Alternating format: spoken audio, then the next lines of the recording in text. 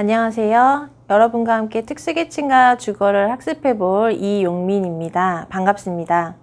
네, 특수계층과 주거 수업에 앞서서 오늘은 이제 특수계층이 누구이며 또 우리가 왜 특수계층과 주거를 별도로 다뤄야 하는지 그런 내용들을 이제 살펴보도록 하겠습니다. 그리고 여러분들 이제 주거복지사 준비에 앞서서 이제 특수계층과 주거를 배워야 하는 이유에 대해서 그런 부분들도 오늘 시간에 자세히 살펴보도록 하겠습니다. 먼저 특수계층의 개념에 대해서 살펴보실 텐데요. 이제 특수계층이라고 하는 용어 여러분들 들어보신 적 있으신가요? 네, 아마 못 들어보셨을 거라고 생각이 드는데요. 이제 특수계층이라고 하는 것은 사실은 공식적인 정의는 없습니다. 아마 여러분들이 주거취약계층이나 아니면 주거약자 뭐 이런 용어를 들어보셨을 텐데요. 본 수업에서 특수계층이라고 하는 것은 이제 노인과 장애인을 대상으로 합니다. 그래서 주거약자법에서도 이제 주거약자가 노인, 장애인을 대상으로 하죠. 그래서 굳이 이제 법률적으로 보자면 우리가 주거약자를 이제 특수계층이라고 볼 수가 있고요. 이제 왜 우리가 이들을 특수계층이라고 보는지 그건 뒷부분에서 더 자세히 살펴보도록 하겠습니다. 특수계층이라고 하는 것은 결국 이제 특별한 공간 디자인적 배려가 필요한 대상이라는 개념입니다. 왜냐하면 현재 그런 주택 환경들을 살펴보면은 어떤 그 거주자를 대상으로 그 특성을 분석해서 지어지기보다는 불특정 다수를 대상으로 주택들이 지어집니다. 그렇기 때문에 이 공간 사용에 어려움이 있는 이 노화나 노인성 질환이 있는 노인들 혹은 여러 가지 장애를 겪고 있는 장애인 이들에게는 이런 공간적인 환경이 굉장히 이제 어려움이 있을 수가 있는데요. 그래서 이 특수계층이라고 하는 것은 결국에 이런 여러 가지 신체적인 어떤 정신적인 어려움으로 인해서 특별한 공간 디자인 배려가 필요한 대상이라고 보시면 됩니다. 그렇기 때문에 우리가 특수계층과 주거라는 수업을 통해서 이러한 내용들을 배우게 되는데요. 먼저 그 특수계층과 주거 과정의 목표를 보시면은 첫 번째는 노인과 장애인의 신체적, 사회적, 경제적, 생활적 특성 등을 반영한 주거 요구들을 파악하는 것이 본 수업의 목표라고 할 수가 있습니다. 흔히 여러분들 생각하실 때 노인과 장애인의 어떤 신체적인 특성들을 파악하면 되지 않냐라고 하실 테지만 이 신체적인 노화나 장애로 인해서 어떤 사회적인 역할 상실이나 축소가 일어나고 그로 인해서 경제적인 활동도 좀 어려움이 있고 또 생활적인 특성에도 변화를 가져오게 됩니다. 그러므로 인해서 일반적인 어떤 젊은 사람이라든지 비장애인에 비해서 주거 요구가 좀 달라질 수가 있거든요. 그래서 우리는 특수계층과 주거 수업을 통해서 이들이 가지고 있는 어떤 그 주거 요구들 이런 것들을 자세히 파악을 하게 되고요. 두 번째는 이 요구들을 바탕으로 노인과 장애인 등의 이런 특수계층들이 이 안정과 자립을 지원할 수 있는 주거계획은 어떻게 계획되어야 하는가 그 계획적인 부분들을 자세히 학습하게 됩니다. 그래서 이건 역시 이러한 어떤 신체적인, 사회적인, 경제적인, 생활적인 특성을 반영한 그런 계획 요소라고 할 수가 있고요. 그래서 본 수업에서는 노인과 장애인의 어떤 노화 특성이나 장애 특성도 자세히 다루지만 실제로 그들이 이제 어떻게 살고 있는지, 일반 실태와 또 주거 특성은 어떤지, 주거 실태들을 자세히 살펴보고 그로 인해서 결국에 노인과 장애인을 위해서 주거 공간 계획 시에 어떤 점을 유의해야 되고 어떤 점을 배려해야 되는지, 또 불편한 점은 무엇인지 이런 것들을 자세히 학습하게 됩니다. 그리고 마지막으로는 이제 노인과 장애인을 포함해서 누구에게나 편리한 주거 디자인의 개념인 유니버설 디자인을 학습하시게 됩니다. 유니버설 디자인 아마 여러분들 들어보신 적 있으실 텐데요. 물론 이제 노인과 장애인의 어떤 특별한 주 요구를 파악해서 그것을 주거에 반영하는 것도 중요하지만 장기적으로 봤을 때는 이제 공간에 유니버설 디자인을 적용하는 것이 굉장히 이제 장기적인 관점에서 좋다고 할 수가 있습니다. 그래서 본 수업에서는 이러한 세 가지 목표를 가지고 진행을 하도록 하겠습니다.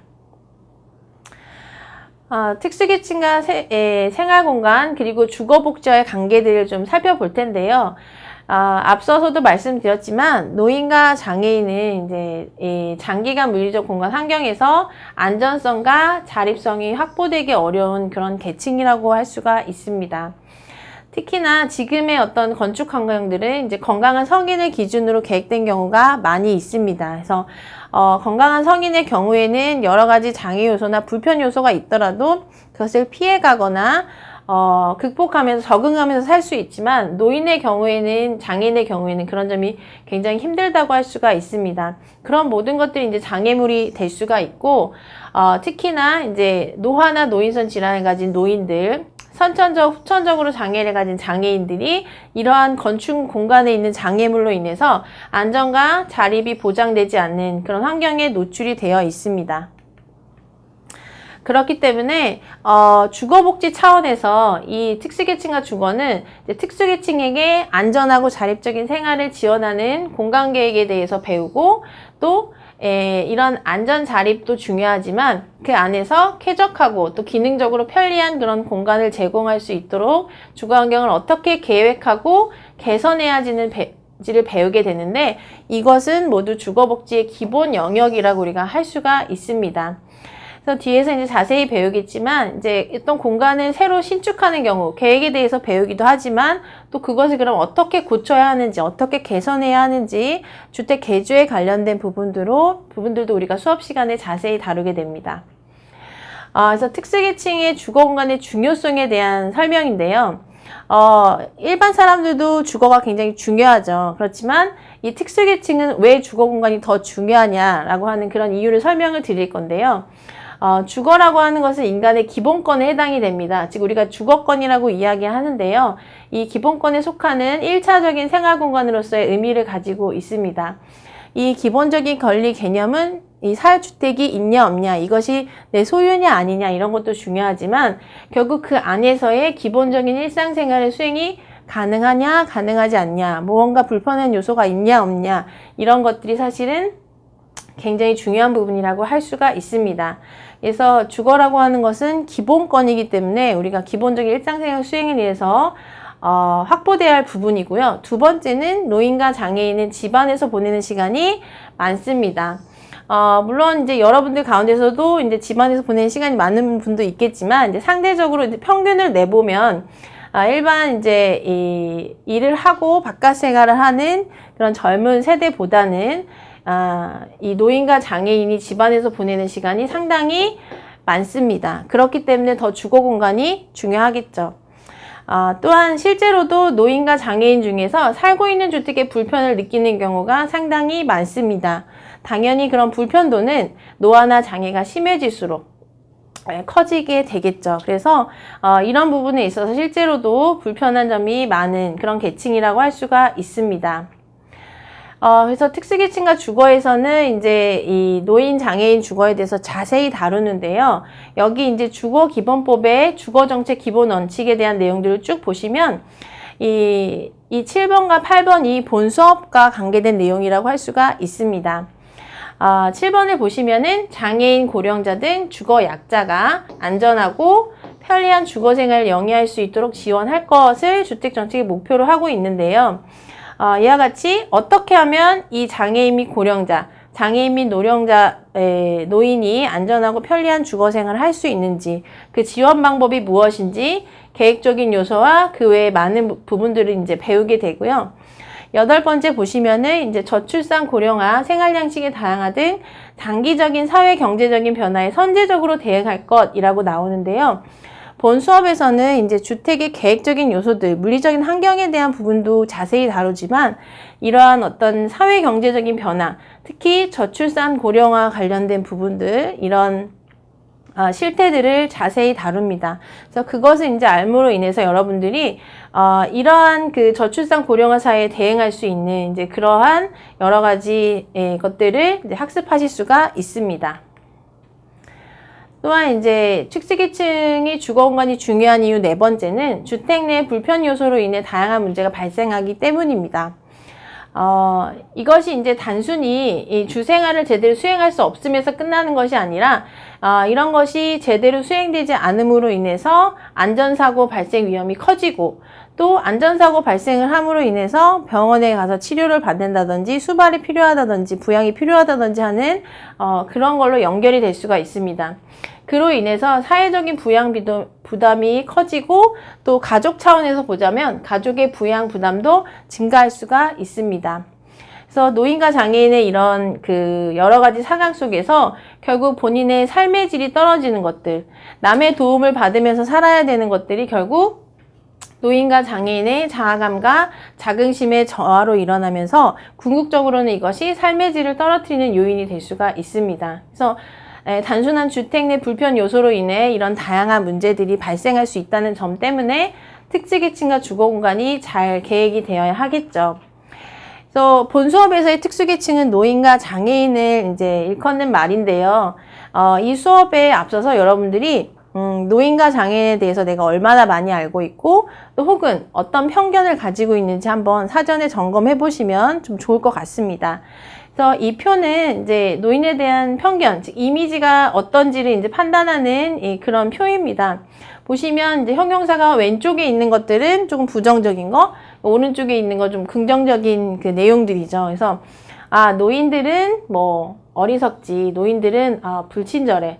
예를 들어 노인들은 무식해. 뭐 이런 식으로 평가를 한번 해보세요. 그래서 가운데 이제 4점을 기준으로 내 편견은 어떻게 돼 있는지 한번 평가를 해보시고 또 이제 본 수업이 끝난 후에 본인이 노인에게 가졌던 편견들이 어땠는지 다시 한번 점검해 보시면 좋을 것 같습니다. 그래서 본 수업을 통해서 여러분들이 노인과 장애인을 더욱더 이해하고 그런 부분들이 공간과 어떻게 연결되는지, 특히나 이제 주거복지와 어떤 부분이 연결되는지를 이제 공부하시면 좋은 기회가 될 것 같고요. 장애인에 대한 편견도 마찬가지입니다. 이런 이제 그 ISO 마크를 보시면은 과거에는 우리가 장애인을 이렇게 표현을 했습니다. 최근에는 이걸 이제 변경하려는 그런 노력들이 일어나고 있는데요. 이 마크를 보면은 어떠신가요? 장애인에 대한 생각이 어떻게 드시나요? 아마 굉장히 수동적이고 의존적인 느낌이 들죠. 굉장히 정적이고. 그렇게 예전에 이제 과거에 우리가 장애인을 봤을 때는 이제 이런 모습으로 인식을 했다면 최근에는 이제 변화가 돼서 이와 같이 이제 본인이 휠체어를 직접 끄는 이제 그런 모습이 지금 심볼로 된 거죠. 그래서 현재는 이제 능동적이고 역동적인 그런 장애인의 모습들, 뭐 이런 것들을 통해서 인식을 개선하려는 노력이 있고요. 우리나라도 마찬가지입니다. 그래서 우리나라도 기존의 ISO 마크의 단점을 보완해서 아까와 유사하게 이제 본인이 직접 휠체어를 끄는 어떤 그런 모습들을 볼 수가 있습니다. 그래서 노인도 그렇고 장애인도 그렇고 여러분들이 본 수업을 통해서 이런 편견들을 없애고 또 실제로 노인들의 삶이 어떻고 장애인의 삶이 어떤지 뭐 이런 것들을 간접적으로 많이 이제 배우시면은 좋을 것 같습니다. 그리고 이제 두 번째로는 노인에 대한 이해 시간입니다. 그래서 우리가 노인을 막연히 이제 나이 드신 분, 뭐 어르신 이렇게 생각하는데 실제로 노인들의 정의가 어떤 내용들이 있는지 자세히 살펴볼 거고요. 첫 번째로는 이제 노인에 대한 일반적인 정의를 살펴보도록 하겠습니다. 먼저 노인이라고 하는 것은 어르신, 늙은이 또는 나이 많은 사람을 지칭하는 용어입니다. 그리고 이 장애인도 마찬가지지만 노인은 이제 그 노인이 처한 사회 문화적인 상황이나 개인적인 상황에 따라서 다양하게 정의되기 때문에 사실 노인이 무엇이다 라고 한마디로 정의하기는 어렵습니다. 그렇지만 이제 보통 우리가 생리적인, 신체적인, 정신적, 심리적, 사회적인 어떤 연령을 기준으로 하더라도 개인의 차이가 크기 때문에 어느 시점부터라고 좀 이야기하기 어려운 부분이 있습니다. 그래서 국제노년학회에 있어서 노인의 정의를 살펴보면 인간의 노화 과정에서 나타나는 생리적인, 심리적인, 환경적 변화와 행동의 변화가 상호작용하는 그런 복합 형태의 가정에 있는 사람이라고 정의를 내렸습니다. 그리고 불인의 정의를 보시면은 이제 첫째, 생리적, 유체적으로 변환기에 있는 사람, 그다음에 두 번째는 심리적인 면에서 성격이나 정신기능이 감퇴하는 사람, 그리고 세 번째는 사회적인 변화에 의해서 사회적인 관계가 축소되는 사람을 노인이라고 정의했습니다. 이 정의를 보시면 일단 신체적으로 어떤 노화를 겪는 그 가정이 있는 사람을 노인이라고 할 수가 있고요. 두 번째로는 신체적인 거 외에 심리적인 거, 정신적인 부분들, 어떤 인지적인 부분들이 감퇴하는 그런 사람을 노인이라고 볼 수가 있습니다. 그래서 우리가 흔히 이렇게 두 가지 정도로 노인을 규정한다고 생각을 하시지만 사실은 이로 인해서 사회적인 변화를 같이 겪는 것이 노인의 큰 특징이라고 할 수가 있습니다. 그래서 사회적인 관계가 축소되는 거, 이런 것도 노인을 정의하는 큰 특성이라고 할 수가 있습니다. 그렇다면 이제 노인을 이렇게 정의하기 어렵다면 그럼 노인의 연령 기준을 우리가 어떻게 보고 있냐, 어디서부터 노인이라고 보느냐라고 보시면은 먼저 유엔에서는 65세 이상을 노인 인구로 규정하고 있습니다. 그래서 우리가 15세에서 65세 미만, 64세까지의 인구를 생산 연령 인구라고 보고 있습니다. 이제 이때는 이제 사회활동을, 직업활동을 통해서 이제 생산 연령 인구로 포함이 되는 거고요. 그 이후에는 사실 이제 뭐 은퇴를 한다는 이제 전제로 65세 이상을 이제 노인 인구로 규정을 하고 있고요. 그렇지만 이제 인구 고령화가 많이 일어나지 않는 그런 회원국을 고려해서 60세라는 기준도 함께 사용하고 있습니다. 그래서 보시면은 대부분의 선진국들, 우리가 이제 비교하고 있는 많은 국가들은 이제 노인을 65세 기준으로 규정을 하고 있습니다. 역시 이제 65세 이상 인구 비율이 높지 않은 나라가 많기 때문에 어떤 데이터는 또 60세를 기준으로 하기도 합니다. 그렇다면 이제 우리나라는 어떤 연령 기준을 사용하냐라고 하시면은 우리나라는 대부분 65세 또는 60세로 규정하고 있습니다. 그래서 어디 이제 데이터를 보면 노인을 60세 이상으로 집계한 경우도 있고 어떨 때는 65세 이상이라고 보는데 우리나라에서는 사실 이제 인구주택 총조사나 이런 부분에서는 65세 이상을 이제 노인이라고 보고 여러 가지 데이터를 이제 수집하고 있습니다. 그러나 이제 세부적으로 보시면은 관련된 이제 법에 따라서 조금 다르게 규정을 하고 있는데요. 고령자 고용촉진법에서는 노인은 55세 이상을 기준으로 하고 있고 기초생활보장법이나 국민연금법에서는 60세 이상, 그리고 나머지 이제 노인의 어떤 기초법이라고 할 수 있는 노인복지법에서는 노인을 65세 이상이라고 보고 있습니다. 그리고 또 최근에 가장 중요해진 그런 법이죠. 노인장기요양보험법. 이걸로 인해서 이제 요양급여를 받으실 수가 있는데 그런 부분도 노인은 65세 이상이라고 규정을 하고 있습니다. 그리고 기초노령연금법이라든지 노인 일자리 사업 대상 이런 부분에서 다 노인을 65세 이상이라고 보고 있고요. 그래서 이 연령 기준이 연금이나 복지 수혜를 받는 기준에 따라서 이제 지표가 됩니다. 물론 이제 이런 그 법적인 기준들이 있지만 우리가 노인을 어떻게 정의하냐, 규정하느냐에 따라서 또 다양한 연령 기준들이 있을 수가 있는데요. 참고로 살펴보면은 우리가 노인을 이제 건강하지 못한 사람으로 간주했을 경우에 보면은 2009년에 WHO 통계에 의하면 우리나라 사람들 질병 없이 건강한 한국인의 경우에 건강 수명을 71세로 보고 있습니다. 평균적으로 이제 71세까지는 건강하게 산다는 거죠. 그리고 두 번째로 우리가 사회적인 활동을 하지 않는 은퇴를 한 사람을 이제 노인이라고 본다면 우리나라 남녀 평균 은퇴 연령인 67.5세 정도가 될 수가 있습니다. 그리고 우리나라 국민들에게 이제 물어봤습니다. 노인이라고 생각하는 연령이 몇 세냐라고 물었을 때 연구 결과로 이제 66.7세라고 했죠. 그래서 흔히 우리가 뭐 60대부터는 노인이지라고 했지만 사실은 이 기준들을 쭉 보시면은 건강을 기준으로 하든 은퇴 연령을 기준으로 하든 아니면은 뭐 인식을 기준으로 하면은 사실은 65세 이상이 다 넘어가는 것을 보실 수가 있습니다. 그래서 이런 노인의 연령 기준에 대해서 많은 고민들을 하고 있는데요. 특히 일본의 경우는 우리가 이제 초고령 사회에 진입을 했다고 보고 있습니다. 그래서 그만큼 이제 노인이 굉장히 많다는 거죠. 그래서 여기에는 65세 이상을 모두 고령자로 보는 것이 이미 비현실적이다. 그래서 이런 기준들을 수정해야 된다라고 하는 움직임이 시작됐습니다. 그래서 고령자의 기준 연령을 이제 앞으로 수정하겠다라고 하는 것을 공식화했는데요. 우리나라도 최근에 이제 고령사회로 진입을 했습니다. 이런 이제 고령사회에 대한 부분들은 다음 시간에 자세히 살펴볼 텐데요. 그래서 우리나라도 이제 고령 인구가 많이 증가를 했죠. 그러면서 노인 연령을 올리려고 하는 그런 움직임도 있습니다. 이것이 왜 중요하냐. 결국 이제 어떤 서비스를, 어떤 정책을 하기 위해서는 이 연령 기준이 굉장히 중요한 포인트가 될 수가 있는데, 앞으로는 이제 이 단순한 연령보다는 그 사람이 가지고 있는 욕구에 기초해서 이런 것들이 아마 정책 대상자를 선정하는 것이 좋겠다라고 하는 움직임이 시작되고 있고요. 그렇기 때문에 뭐 무조건 65세 이상부터 이런 거라기보다는 유연한 연령 기준을 가져야 되지 않냐라고 하는 뭐 그런 그 논의도 되고 있습니다. 그리고 이제 노인이 뭐 65세 이상이라고 보더라도 사실 이제 굉장히 이 기간이 길어졌죠. 그쵸? 그래서 우리가 통상 노인의 연령 기준을 토대로 그 시기부터 이제 노년기, 죽을 때까지의 기간을 이제 노년기라고 볼 수가 있습니다. 이 노년기라고 하는 것은 이제 뭔가 이전과는 구분되는 그 다른 단계의 한 단계라고 이제 볼 수가 있는데요. 이러한 것의 시작은 20세기 산업화 진전과 또 노령보험제도 이런 것이 생기기 시작하면서 우리가 이런 노년기라는 한 개념들이 중요해지기 시작합니다.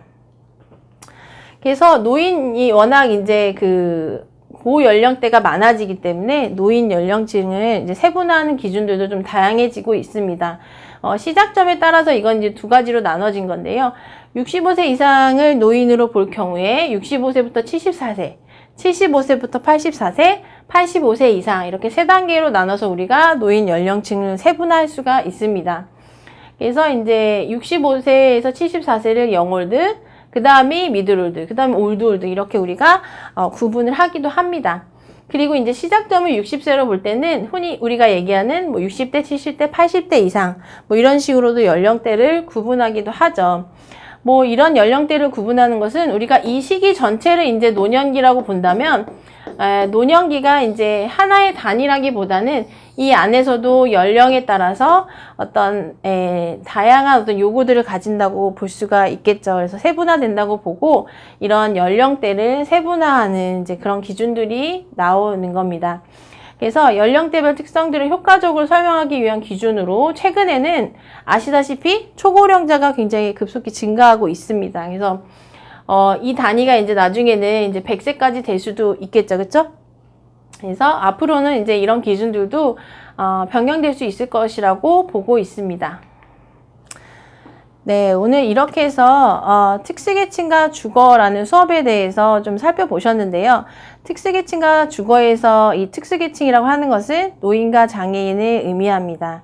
그래서 노인과 장애인의 어떤 단순한 신체적인 특성, 그리고 그것이 물리적 환경에 어떠한 영향을 미치는지 이것뿐만이 아니라 그들이 가지고 있는 다양한 속성들을 살펴보고 또 그것이 물리적인 공간에 어떻게 반영돼야 하는지 그것들을 본 수업을 통해서 자세히 배워보도록 하겠습니다. 특히 후반부에는 이제 노인에 대한 이해 첫 시간으로 노인에 대한 정의를 자세히 살펴보았습니다. 네, 그럼 다음 시간에는 노인에 대한 이해 두 번째 시간으로 좀 더 자세한 내용을 가지고 공부해 보도록 하겠습니다. 감사합니다.